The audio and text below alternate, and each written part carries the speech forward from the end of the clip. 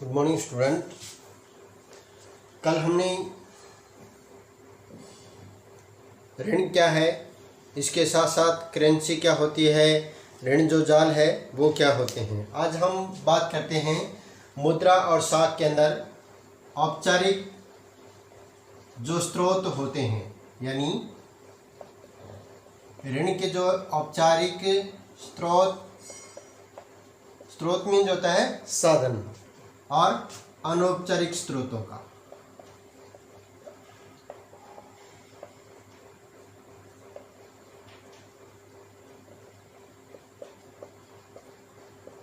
देखिए, जो ऋण के जो औपचारिक जो स्रोत होते हैं, इसमें होते हैं बैंक और सहकारी जो समितियां होती हैं। ये क्या होते हैं, जिस पर कंट्रोल किसका होता है, आरबीआई यानी जो रिजर्व बैंक ऑफ इंडिया है उसका कंट्रोल होता है, और सरकार का भी क्या है, इस पर थोड़ा जो है नियंत्रण होता है। सहकारी जो है बैंक है, क्योंकि कोई भी जो बैंक है वो उसमें किसी भी व्यक्ति को जब सरकार किसी प्रकार की जो सुविधा उपलब्ध करवाती है तो वो बैंकों के माध्यम से करवाती है, क्योंकि वो बैंकों को जो सब्सिडी है वो क्या है, उनके बैंक द्वारा किसी भी व्यक्ति के जो है खाते में वो ट्रांसफ़र होती है, या अनुदान यदि किसी व्यक्ति को दिया जाता है तो वो बैंकों के माध्यम से होता है। दूसरा स्रोत होता है अनौपचारिक जो स्रोत है। अब अनौपचारिक जो स्रोत होते हैं उसमें क्या है, जैसे साहूकार, इसके साथ साथ व्यापारी,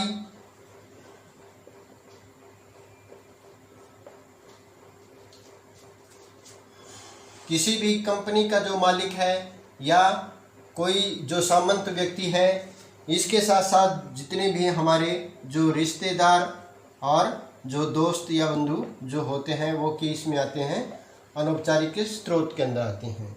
क्योंकि फर्क क्या होता है इसमें, बैंक के माध्यम से यदि कोई व्यक्ति ऋण लेता है तो उस पे जो ब्याज की जो दर होती है, ब्याज की जो दर होती है वो क्या होती है, कम होती है। और यदि वो अनौपचारिक स्रोतों से ऋण लेता है तो उसमें ब्याज की जो दर है वो क्या हो जाएगी, अधिक हो जाएगी। यही फर्क है ब्याज की दरों के अंदर, औपचारिक और अनौपचारिक स्रोतों के अंदर।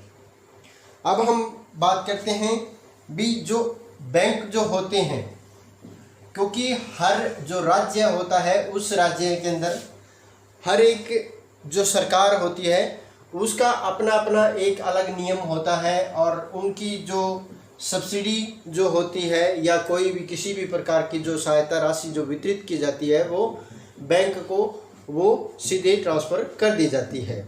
इसमें भी जैसे हम जिक्र करते हैं बांग्लादेश का,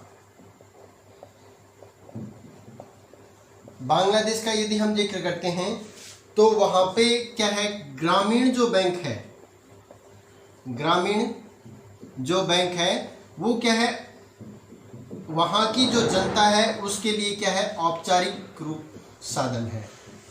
क्या है, औपचारिक के साधन के रूप में है। और यहाँ की जो जनता है उसमें क्या है, जो भी ब्याज राशि जो दी जाती है वो क्या है, सस्ती दरों पर दी जाती है। ब्याज की जो दर है वो क्या होती है, उसमें सस्ती है। और यही कारण है कि वहाँ की जो लगभग 8.6 करोड़ जो जनसंख्या है, यानी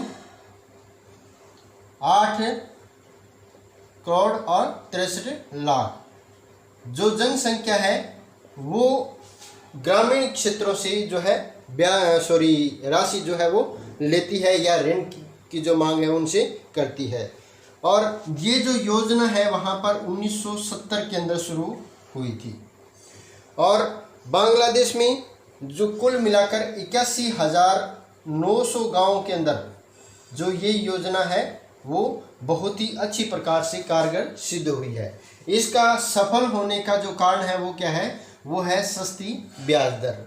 और जब ऐसा होता है भी, कोई भी व्यक्ति जब किसी बैंक से ऋण लेता है और वो उसको किस्त के रूप में, यदि उसको सही समय पर वापस जब है उसकी बढ़ता रहता है, तो किस्तों को भरने से क्या है, उसको विशेष प्रकार की जो सुविधा है बैंक के माध्यम से वो मिलती रहती है। और वो बैंक जो है उसका एक भरोसेमंद जो है स्रोत बन जाता है। और इसी प्रकार जो बांग्लादेश के अंदर जो ग्रामीण बैंक जो चल रहा है, उसके अंदर सबसे ज़्यादा जो भागीदारी है वो किसकी है, महिलाओं की है। क्योंकि वहाँ की जो महिलाएं हैं वो क्या है, जो ब्याज दर पर, सस्ती ब्याज दर पर जो पैसा वहाँ से ऋण के रूप में लेती है, उनको समय समय पर वापस बढ़ती है और फिर उनकी जो साख है वो लगातार बढ़ती रहती है। अब हम बात करते हैं जो औपचारिक जो और अनौपचारिक जो ऋण होते हैं उसके अंदर अंतर क्या होता है। देखिए, जो औपचारिक जो ऋण होते हैं उसमें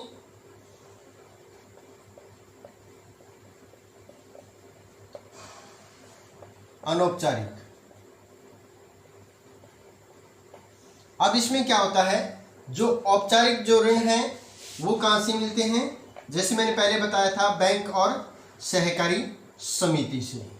उसी प्रकार इसमें किन किन से मिलता है, सामंत, व्यापारी या फिर किसी जमींदार से या अपनी किसी से रिश्तेदार से। अब जो औपचारिक स्रोतों की जो ब्याज की जो दर होती है वो क्या होती है, ब्याज दर क्या होती है, कम होती है। इनकी ब्याज दर क्या होती है, अधिक होती है। अनौपचारिक जो स्रोत हैं उनकी ब्याज दर क्या होती है, अधिक होती है। इसके साथ साथ औपचारिक जो स्रोत है उसका जो संचालन है वो कौन करता है, वो करता है आरबीआई, यानी रिजर्व बैंक ऑफ इंडिया। इसके अलावा अनौपचारिक जो स्रोत है इसका संचालन क्या है, कोई एक व्यक्ति विशेष के हाथ में होता है या किसी कंपनी के हाथ में होता है। इसका जो संचालन है वो क्या है, आरबीआई नहीं करता। इसके साथ साथ इसमें औपचारिक जो स्रोत होते हैं उसमें क्या है, नियमों का संचालन होता है, नियमों का अनुपालन किया जाता है।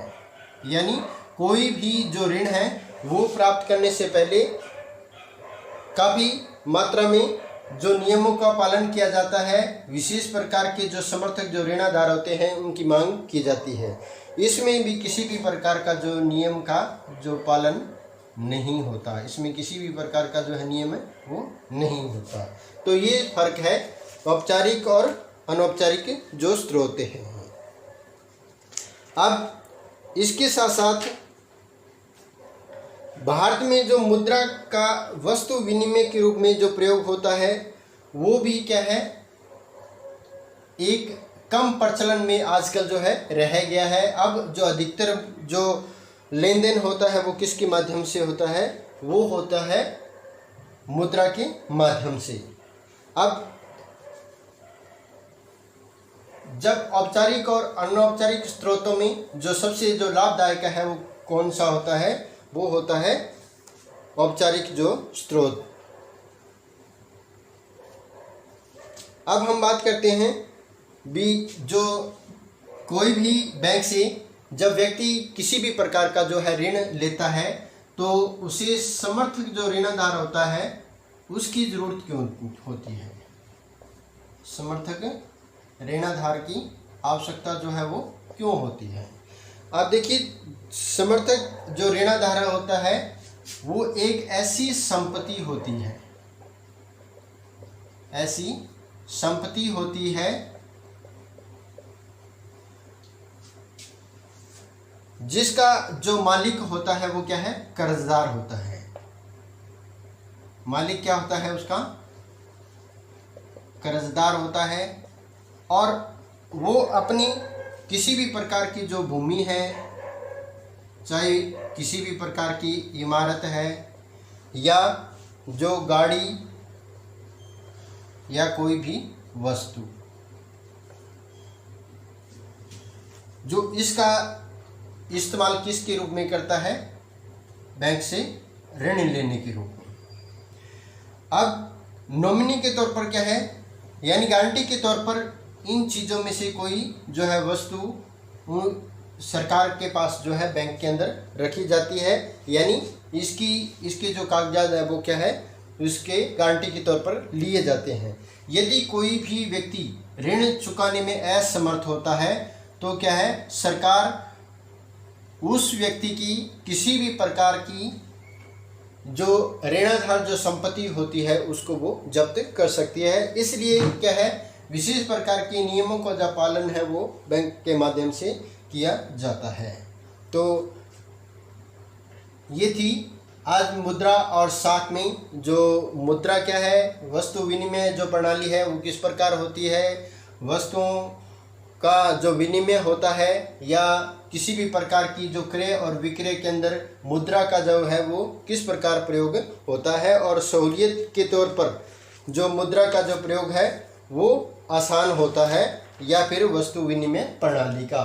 इसके साथ साथ जो स्रोत होते हैं औपचारिक जो और अनौपचारिक जो स्रोत है वो भी क्या है, इसके माध्यम से होते हैं। अब मैंने इसमें कल जिक्र किया था कि इसके अंदर जो सोनपुर के जो किसान थे उसमें 3 प्रकार के किसान थे। उसमें जो छोटे दर्जे के जो किसान थे, मध्यम दर्जे के थे और ऐसे भी व्यक्ति थे जो भूमिहीन किसान भी थे। तो उनका जो ऋण का लेने का जो तरीका था वो क्या है, अलग अलग होता है। कुछ एक व्यक्ति जो है वो औपचारिक स्रोतों से ऋण प्राप्त करते हैं, कुछ अनौपचारिक स्रोतों से। तो आज हमारा ये मुद्रा और साख का जो चैप्टर है वो खत्म होता है। So thank you.